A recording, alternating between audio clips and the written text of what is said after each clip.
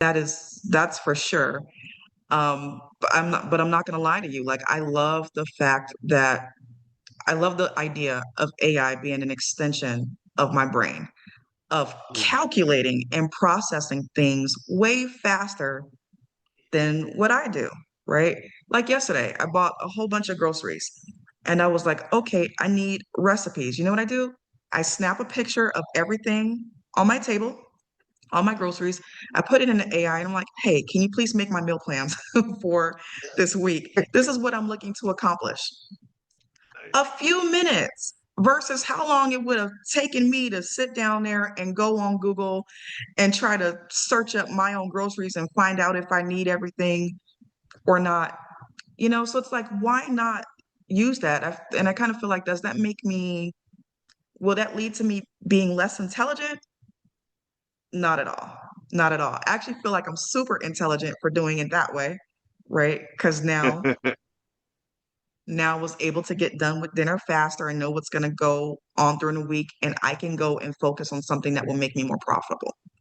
So, Well, I think I think that's a great way to look at it as well. I find that it's like I mean, as a person who, I kind of think for a living, um, and that was always a goal and a dream of mine. I didn't know it would be possible. I didn't even know if I could even pull it off. But because I remember I had an uncle who I think he was bullying me. I'm not sure, but when I was like 23.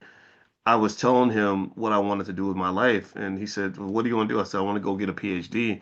He said, "You want to be a professor?" I said, "Yeah." And he said, "There's a guy at Harvard, and they pay him $100,000 a year to just sit around and think." And I said, "Wow."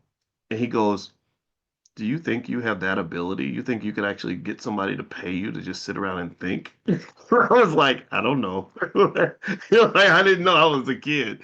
And and then years later, that became my job, like to just sit and think about stuff because your brain's full of stuff and you go through this rigorous process. And so then AI comes along and AI, they say AI has, in 2, 3, 4, 5 years, AI will have more intelligence than 100 Einsteins, right? So the question then becomes like, okay, what does that look like? Like, okay, does that mean that, we don't need to think anymore?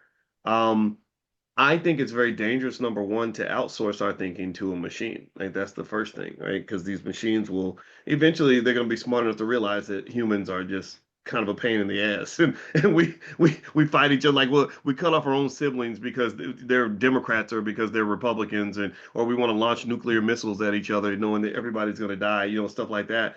But I do think that um, it became this interesting dance where I was like, well, instead of me looking at it as either I'm going to do the thinking or AI will do the thinking, I'm going to do thinking about how AI can do the thinking, right?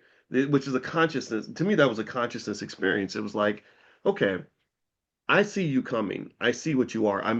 Humans are raising AI. Like I saw a guy, he explained AI was like a toddler and you're raising and we're training this toddler on what it means to be human because that's what they're learning. They're learning what humans do.